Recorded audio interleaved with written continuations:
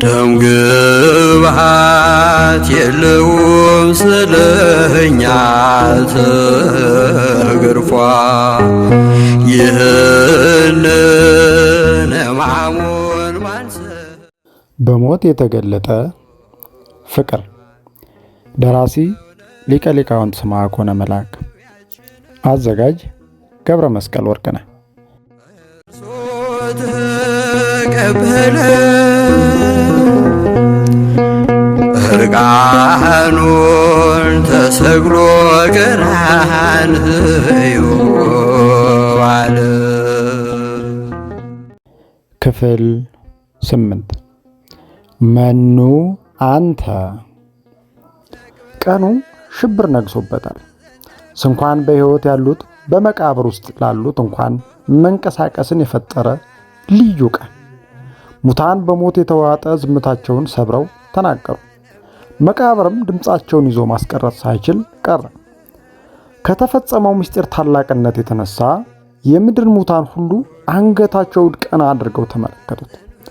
ኃያላኑን መላእክት የእሳት ክንፎቻቸውን በሐዘን እንዲያርገበግቡ ያደረገ ቀን ነበር። አንዳንዶቹ የዘላለም ሞትን የሸመቱባት፣ አንዳንዶቹም የዘላለም ሕይወትን የወረሱባት ዕለት ነበረች። በሐዋርያት ሥራ ምዕራፍ 1 ቁጥር 18 እስከ 19 እንደተጻፈው በዕለቱ ብዙ እስረኞች አመለጡ። ከነዛ መካከል አንዱ በውንብድና ወንጀል ተጠርጥሮ የሞት ፍርድ የተላለፈበት ፈያታዊ ዜማን ነበር። ለ3 ሰዓት በእስር የቆየባት ጊዜ ለሱ የቅጣት ጊዜ አልነበረችም። የንስሐ ጊዜና ከአበ ነፍሱ ከክርስቶስ ጋር የሚገናኝባት ጊዜ ነበረች እንጂ ወደ ሕይወት ትምህርት ቤት የገባባት የትምህርት ጊዜው ነች። አንዳንድ ጊዜ በስጋችን የሚደርስ ፈተና ክርስቶስን የምናይበት መስዋዕታችን ይሆንልናል። 3 ዓመት ከ3 ወር ከቃሉ ወንጌልን ከተማሩት ተአምራቱን ካዩት ሰዎች የተሻለ ቅድስናን ያገኘባትን የሕይወት ትምህርት የተማረው በእነዚህ 3 ሰዓታት ነው። ለ3 ሰዓታት የተጣለበትን ቅጣት ሲጨርስ ወደ ዘላለማዊ የግዞት ቤት ሞትና መቃብር ከመወሰዱ አስቀድሞ የሚዋሰው ዋስ ስላገኘ በዋስ ተፈቶ ሲሄድ የደም ማኅተም ያረፈበት የነጻነት ደብዳቤ ከንጉሡ ተቀብሎ ነበር። ይህን ደብዳቤ ተቀብሎ በነፋሳት ጀርባ ተጭኖ እየበረረ የምስራቹን ለማዳረስ በምድርም የተደረገውን ድንቅ ነገር ገነትን ይጠብቁ ለነበሩ መላእክት ለማድረስ ይገሰግሳል። የእሳቱ ባሕር አላገደውም፣ የሞት ሥልጣንም አልገደበውም። የያዘው ደብዳቤ ከንጉሡ የተጻፈ ነበርና የሞት ሥልጣን ሳይገድበው ፍጥረት ሁሉ የሞትን መሳሪያ እየቆራረጠ የእሳቱን ባሕር እየረገጠ ሲራመድ በአንክሮ ተመለከት ነው። ከገነት ቅጥር እስኪደርስ ድረስ ማንም አልተናገረው። ወደ ገነት እየተጠጋ ሲሄድ ግን ዓይኖቹ ያዩትን ማመን እስኪሳናቸው ድረስ አንድ ነገር ማየት ጀምረዋል። ቁመቱ ከምድር እስከ ሰማይ ይደርሳል። የክንፎቹን ርዝመት ሰው አይመጥናቸውም። ዓይኖቹም እንደ እሳት ነበልባል ይንቀለቀላሉ። ከለበሰው የብርሃን ልብስ የተነሳ ለዓይን ይበዘብዛል። የምትገለባበት የእሳት ሰይፍን እንደተመዘዘች በእጁ ጨብጧል። የተቀዳጀው የክብር ዘውድ ግርማ ሞገሱን አብዝቶለታል።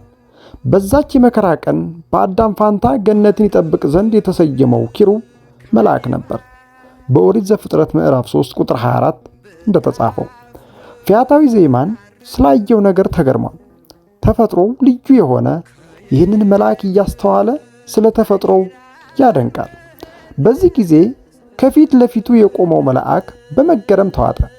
እንኳን ሊደረግ ሊታሰብ የማይችል ነገር ተፈጥሯልና የሰው ልጆች ወደዚህ የሕይወት ክልል ማለፍ ካቆሙ ዘመናት ተቆጥረዋል።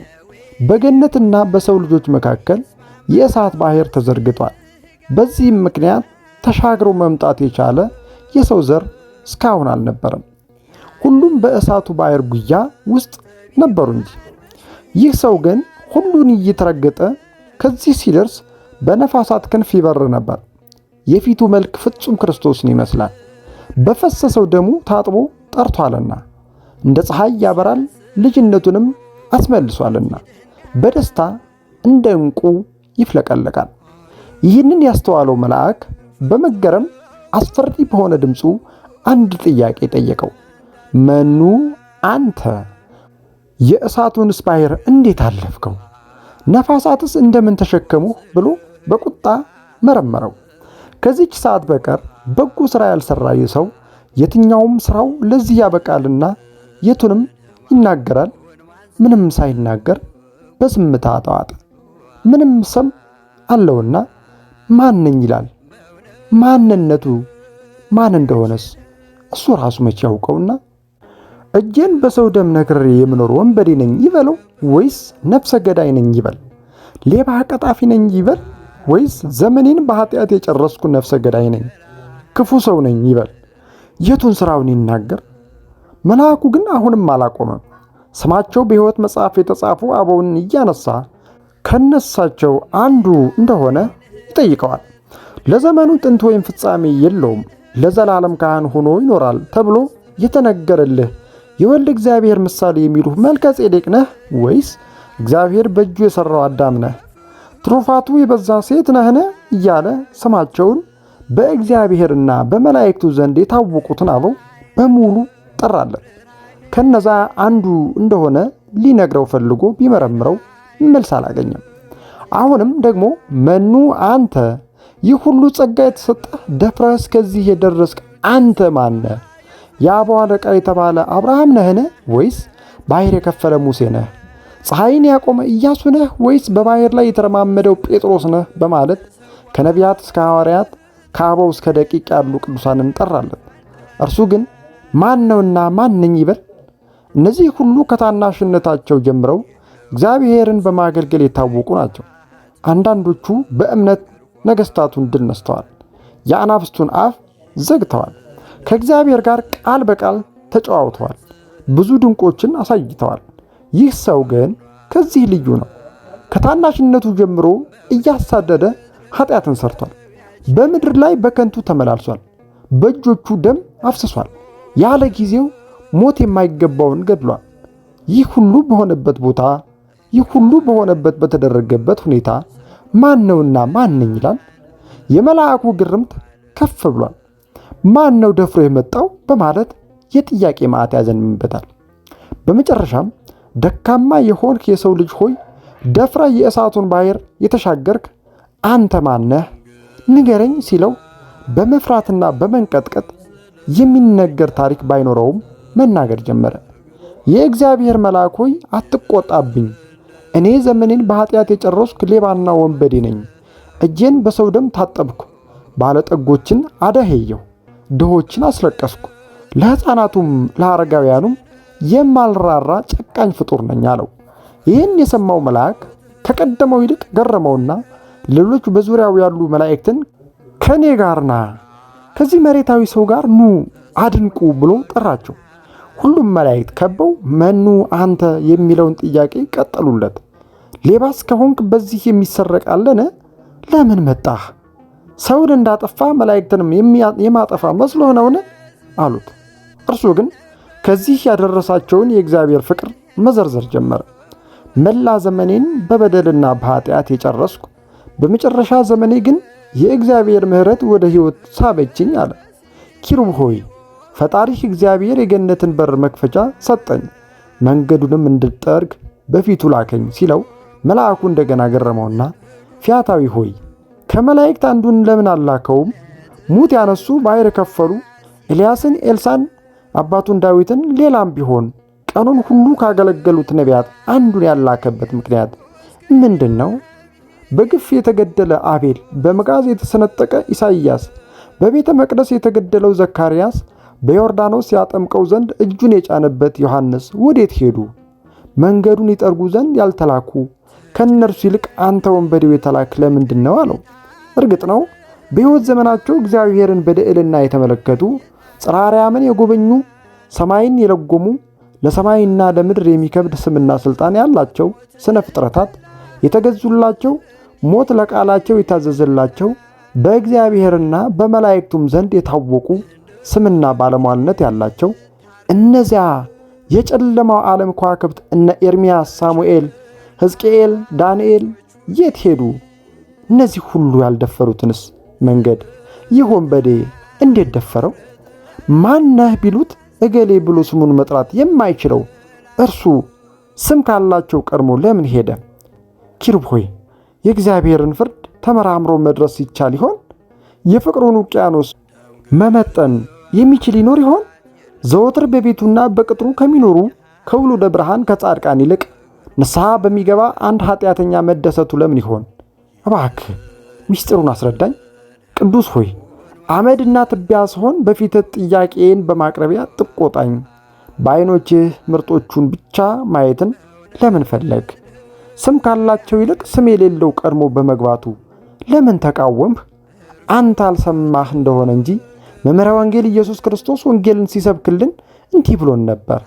ኃጥአንን እንጂ ጻድቃንን ልጠራ አልመጣሁም ብሎ በማቴዎስ ወንጌል ምዕራፍ 9 ቁጥር 13 አስተምሮናልና።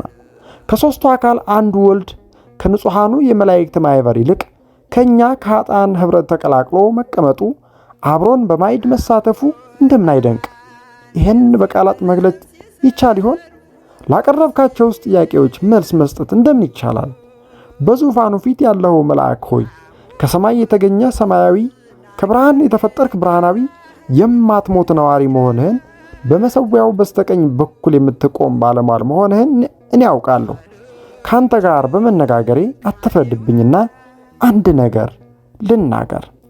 ወልድ በባህሪ ክብሩ ሳይሆን ከባሮች እንደ አንዱ ሆኖ በተገለጠባት በዛች ቀን እናንተ መላእክት እንኳን ዝም ስትሉ ደቀ መዛሙርቱም ሲሸሹ የተሰራውን ግፍና በደል መሸከም አልችል ብላ ምድር ስትንቀጠቀጥ ተራሮችና ኮረብቶች ሲርዱ የወልድን የባህሪ አምላክነት በግልጽ የመሰከረ ብቸኛው ሰማዕት ምናልባትም በሐዲስ ኪዳን የመጀመሪያው ሐዋርያና ሰማዕት መሆኑን አላወቅህምን?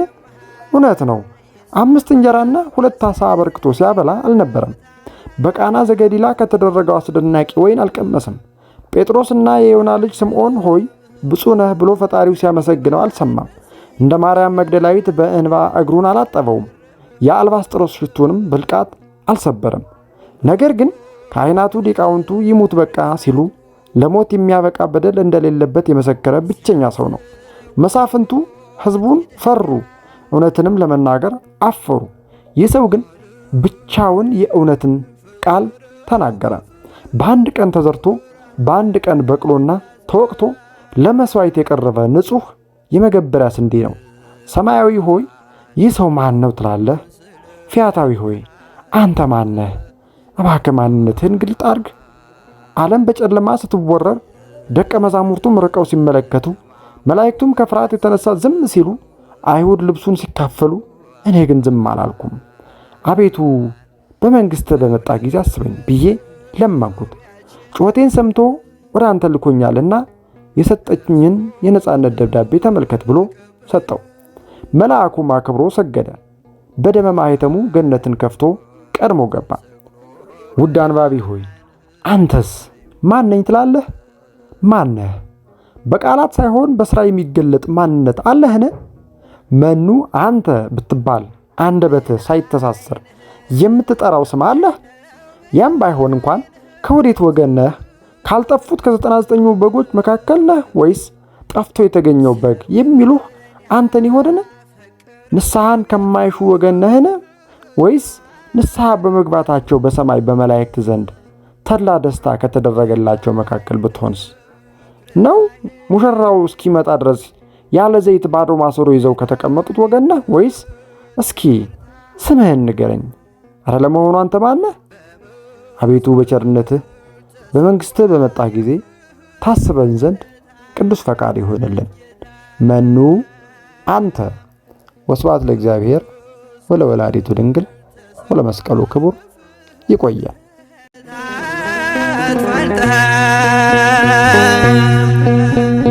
ግብሃት የለውን ስልህኛት እግርኳን ይህንን ሕማሙን ማንስውቁ አምኗል።